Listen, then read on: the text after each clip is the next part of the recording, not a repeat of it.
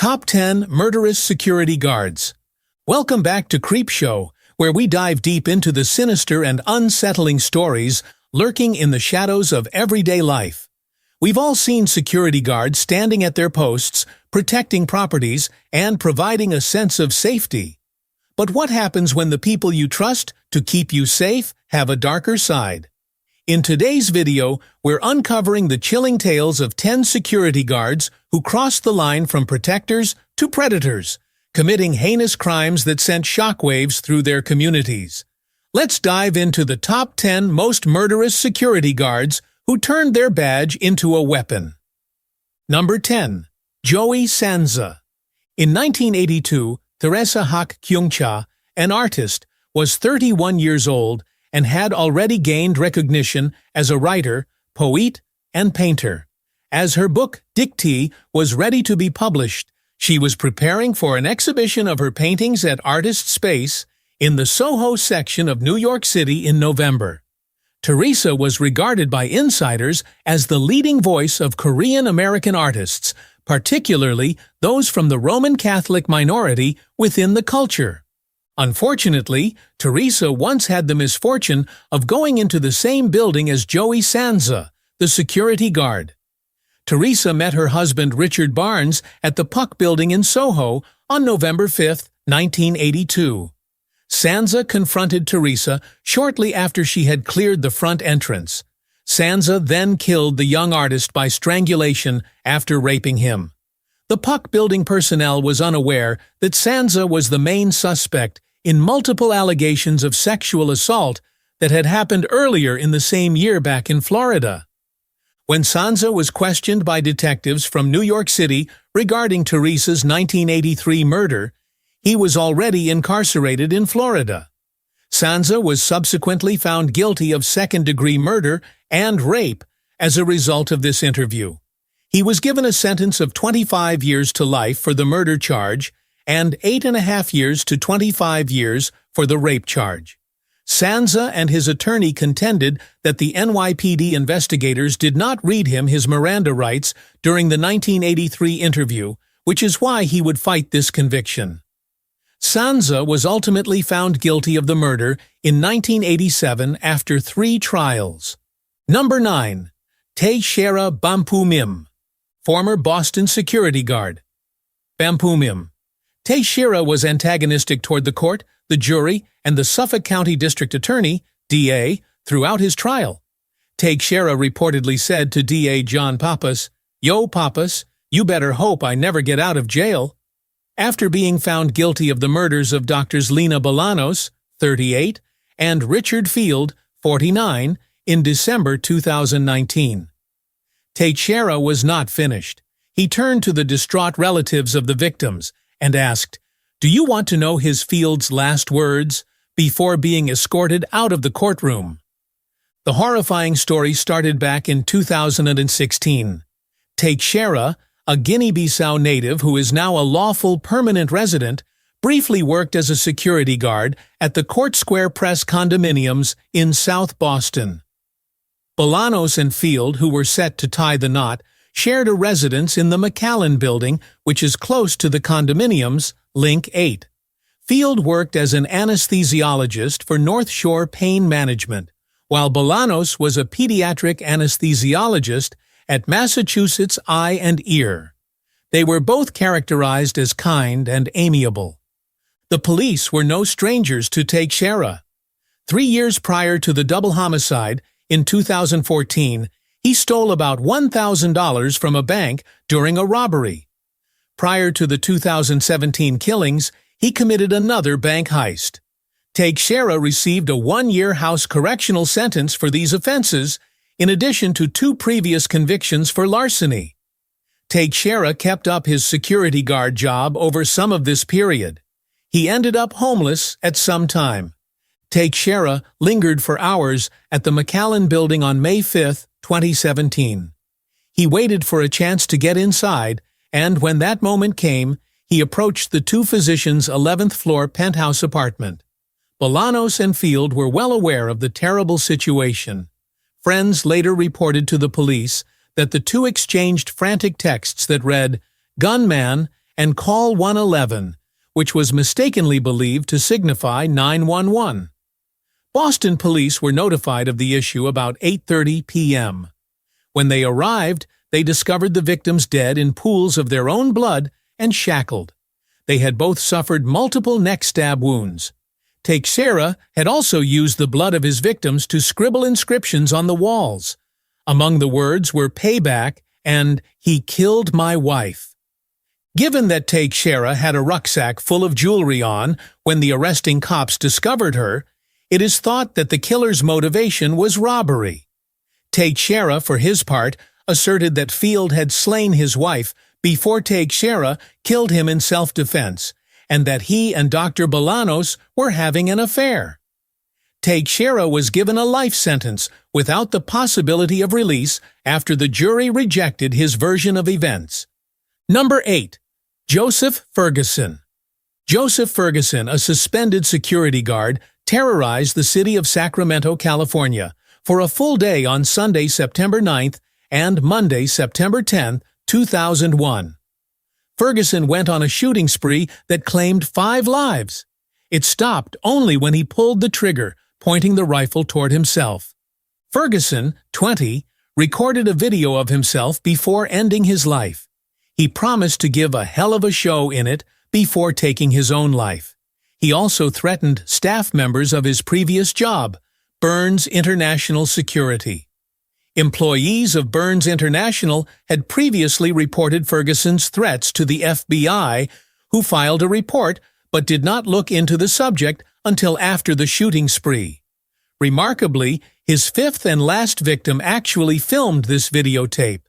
In the video, Ferguson also pledged to surpass the devastation committed by Ukrainian immigrant Nikolai Soltis, who, just a month prior to Ferguson's outburst, had killed 7 people in Sacramento. Ferguson's anger stemmed from a breakup.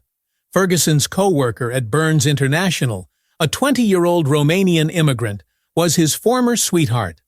Along with his ex-supervisor and wife, who Ferguson held captive for 6 hours inside their Rancho Cordova home, she would be among Ferguson's 5 victims.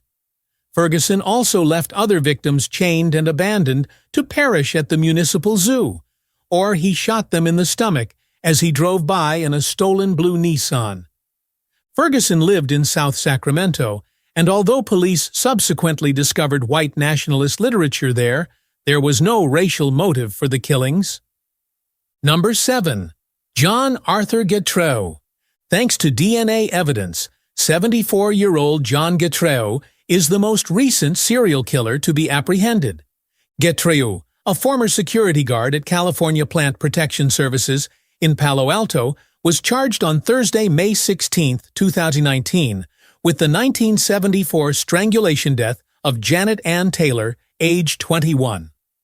Cold case investigators connected Getreu's DNA to that of the victim from her clothing, leading to this arrest. Getreu was charged with a murder from the 1970s for the second time. The first occurred in late 2018, when he was taken into custody and accused of killing graduate student Leslie Marie Perlov, age 21. Even though this may seem unexpected, it's just the beginning of Getreu's deviation. Born on August 26, 1944, into a military family in Newark, Ohio, Getreu was apprehended and found guilty in 1963 of the rape and strangling death of 15-year-old Margaret Williams in Germany.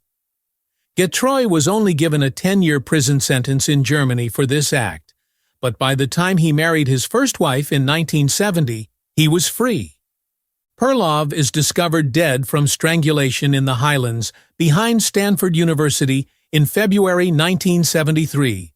Taylor was also discovered dead by strangulation on Sand Hill Road in Woodside, California, a year later. A year later, Getreu admitted to the statutory rape of a 17-year-old who was not recognized. He was sentenced to 6 months in prison and a $200 fine for this offense. For a short while, there was suspicion that Getreu, who was well connected to Stanford University, might have been the person behind Arliss Perry's notorious murder on October 12, 1974. Serial killer David Berkowitz, or the Son of Sam, cited Perry as a victim of a nationwide satanic cult.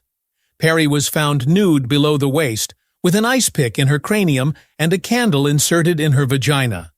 The real killer, former security guard Steve Crawford, who was the first to discover Perry's body within Stanford Memorial Church, was apprehended by cold case investigators in 2018. Crawford killed himself before to being taken into custody and charged with murder.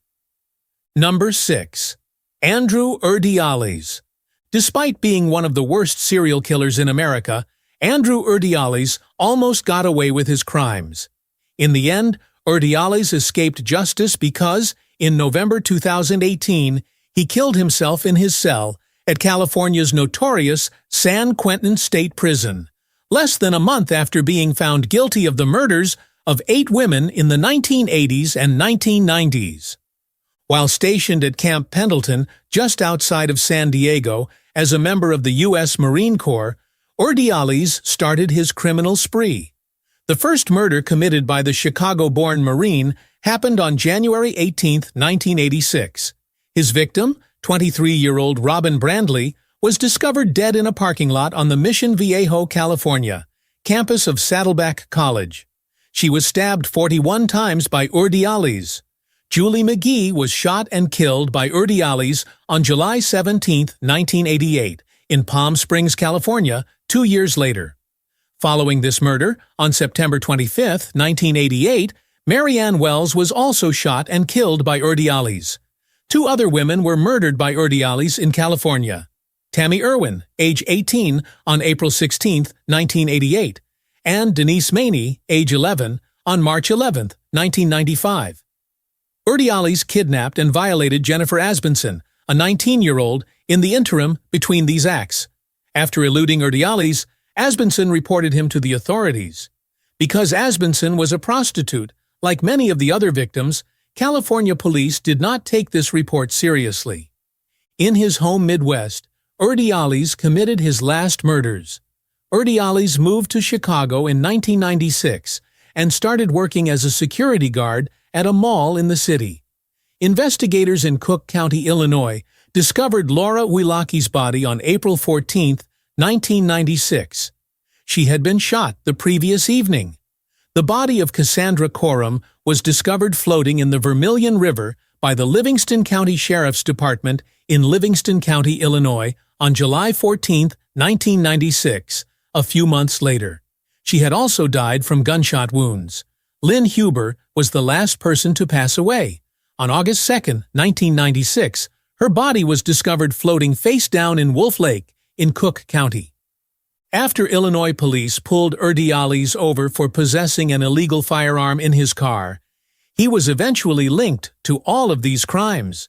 This weapon was identified as the same weapon that killed the 3 women in Illinois in 1997.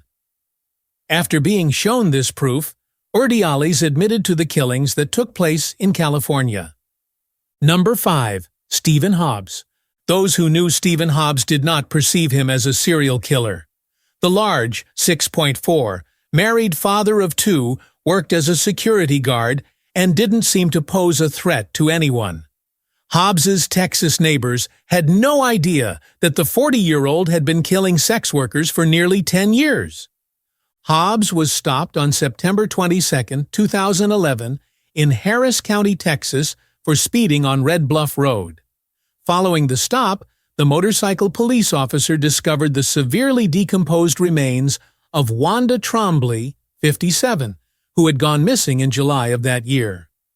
In Pasadena, Texas, Hobbs's security guard job was located no more than 30 feet from where her body and his car were discovered.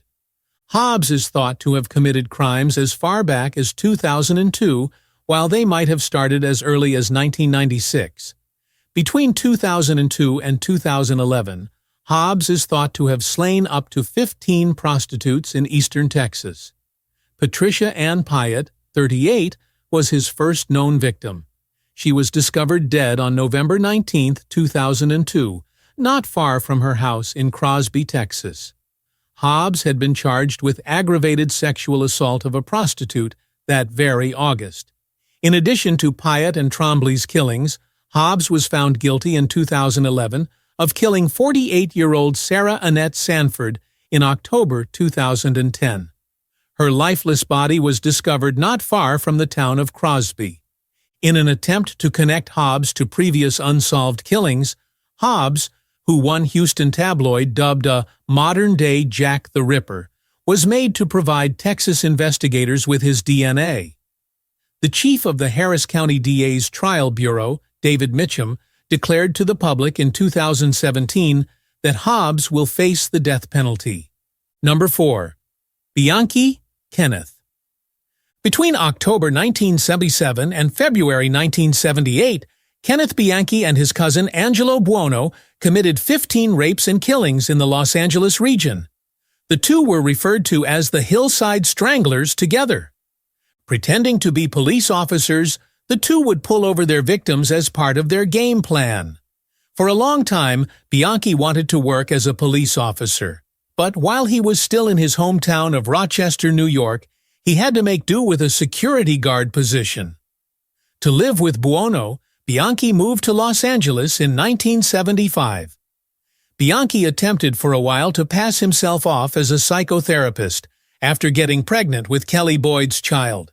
He even went so far as to make up a phony degree for himself. Bianchi and Buono murdered women and girls between the ages of 12 and 28 during the 4-month killing rampage. Among them were Jane King, Lauren Wagner, Kimberly Martin, Cindy Hudspeth, Dolly Cepeda, Judy Miller, Lissa Caston, Sonia Johnson, and Yolanda Washington. The majority of these victims were raped and bound before being killed. Weckler was injected with home cleaning products while the other women endured horrifying torment. Even apart, the pair posed a threat. Karen Mandick, age 22, and Diane Wilder, age 27, were two Western Washington University students who were abducted and killed by Bianchi on January 12, 1979. But Bianchi was a careless serial killer who operated alone. On January 13, Washington police apprehended him. The cousins received a life term in jail in the end. Buono passed away from a heart attack in 2002. Bianchi is still incarcerated at the Walla Walla, Washington State Penitentiary. Number 3. Dennis Rader. The public knows Dennis Rader best as the BTK Killer, as he murdered 10 persons in and around Wichita, Kansas, between 1974 and 1991. Rader was employed by ADT Security Services for the majority of that time as a technician and security guard. Rader maintained home security and fire alarm systems for clients for years in Wichita, which led to the eerie paradox that the man in charge of so many people's protection was also a skilled burglar and serial killer. Nor was Rader just any security specialist. According to his ADT colleagues who spoke to the Los Angeles Times, he went by the office moniker Blue Book Man since he had committed all of the company's policies to memory. Born in Kansas and formerly an enlistee in the U.S. Air Force, Rader was known for his meticulousness and attention to detail. As the BTK Killer, Rader committed violent crimes with accuracy. On January 15, 1974, Rader broke into the Otero family's house and killed all 4 of them by strangulation. Rader waited inside Catherine Bright's apartment before attacking her on April 4, 1974. There, he tried to shoot her brother Kevin twice, in addition to stabbing and strangling her. Kevin made it through. After disappearing for a period, Rader surfaced again in 1985. That year on May 5th, he killed 53-year-old Maureen Hedge. He murdered 3 Fager family members 3 years later. On January 19, 1991, Rader killed Dolores E. Davis, which was his last crime. Rader's hunger for attention led to his eventual capture in 2005. Rader mailed a floppy disk to KSAS-TV and Lieutenant Ken Landwehr a few weeks prior to his arrest. Traceable information left by a user named Dennis on a computer at the Christ Lutheran Church was discovered through an examination of the floppy disk. Dennis was none other than the congregation's president, Dennis Rader. DNA evidence and the metadata from the floppy disk ultimately brought BTK to justice. Number 2. Omar Mateen. Do you recall how this list began? More specifically, recall how I mentioned that the security firm G4S, located in London, had drawn criticism for employing psychopaths? Well, Omar Mateen was one of their more notorious workers. In September 2007, Mateen began working with the company as a security guard. He was not required to go through a psychological evaluation at the time, but he was the subject of background investigations and criminal record checks. Mateen, 29, was employed by G4S to provide unarmed security for a retirement community in Port St. Lucie, Florida. Then, Mateen was employed at a county courthouse in October 2013 as an armed security guard. Despite being interviewed by the FBI in 2013 for fabricating a connection to the Tsarnaev brothers, who killed 3 people when they bombed the Boston Marathon, Mateen was nonetheless permitted to carry a firearm by the firm. Despite being aware of the interview, G4S chose not to take the Minnesota Multiphasic Personality Inventory (MMPI) exam again. On June 12, 2016, Mateen entered Orlando's Pulse nightclub armed with a Sig Sauer MCX semi-automatic rifle and a 9mm Glock 17 semi-automatic handgun. 53 people were injured and 49 people were killed. Up to the 59-person massacre in Las Vegas in 2017, this was the deadliest mass shooting in American history. Many media outlets misrepresented Mateen's frequent attendance at Pulse, a gay nightclub, in the immediate wake of the killing. Some quickly jumped on the theory that Mateen was a gay man living in secret. In actuality, Mateen committed his atrocities on Latin Night, as evidenced by information made public in 2018. As a result, the bulk of Mateen's victims were Puerto Ricans and other Latinos. Mateen also scouted potential assault targets for months, including Disney World. Mateen searched for Orlando nightclubs on Google with his wife Noor Salman, not gay clubs, as was previously reported. Regarding motivation, Mateen was very explicit about it. He declared his allegiance to the terrorist organization ISIS on Facebook. He dialed 911 during the actual slaughter, asking, "What am I to do here when my people are getting killed over there?" The American airstrikes must be stopped. Please, they must end the American airstrikes. This happened. A lot of defenseless women and children are dying in Afghanistan, Iraq, and Syria, okay? The airstrikes and their cooperation with Russia must end immediately, all right? In the same call, he reaffirmed his loyalty to ISIS. This case remains shrouded in mystery. A federal jury cleared Noor Salman of terrorism charges in March 2018 after she used her experience as a victim of domestic abuse to justify her acts. Following the trial, it came to light that Omar's father, Sadiq Mateen, an Afghan national, was an FBI informant who had been looking into questionable financial activities in Central Asia when he started working with the agency. In addition, a video showing Sadiq endorsing the Taliban during his unsuccessful bid for Afghan president surfaced following the massacre. Finally, 2 months after the slaughter of his son during the 2016 presidential campaign, Sadiq Mateen was captured on camera going to a Hillary Clinton rally. The Donald Trump campaign and center-right media groups made excellent use of this fact. Number 1. Henrique Tiago Gomes de Rocha. For a large portion of his life, one of the worst serial killers in contemporary history was employed as a security guard. Tiago Henrique Gomes de Rocha, a 26-year-old Brazilian national, told investigators in October 2014 that he killed 39 individuals. He said that women, gays, and vagrants were his main targets. Using a .38 pistol that was subsequently found in his family's house, Rocha shot each of them. Rocha approached Goianians and demanded their goods, preying on them, according to the police task group that apprehended him. This was a hoax because Rocha consistently shot or stabbed his victims, leaving their corpses undamaged with everything they owned. In his own words, Rocha attributed his acts to fury, which caused him to feel against everything. Chief of Police Deusni Aparecido said during a press conference that Rocha killed people at random and had no prior knowledge of his victims. Later on, Rocha attempted to justify his criminal tendencies by claiming that he had experienced childhood sexual assault. Because of this history, he would become quite angry when a woman rejected him as a potential love interest. "In a way, I'm a victim here too," Rocha said to the police and the Brazilian media. Rocha has always been so bold and cold since his imprisonment. Shortly after attempting suicide by slashing his wrists with a broken light bulb, Rocha really begged the guards if they would allow him to murder other prisoners.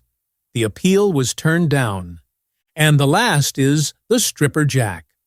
Between 1964 and 1965, Jack the Stripper, one of the most notorious serial killers in British history, committed 6 killings in the Hammersmith neighborhood of London. Every victim was a prostitute who was discovered partially or completely nude in the River Thames. As a result, he was given the nickname Jack the Stripper by the media. Despite one of Scotland Yard's biggest manhunts ever, Jack the Stripper was never found. Mungo Ireland, an uncommon name for a man, was one of the more fascinating suspects.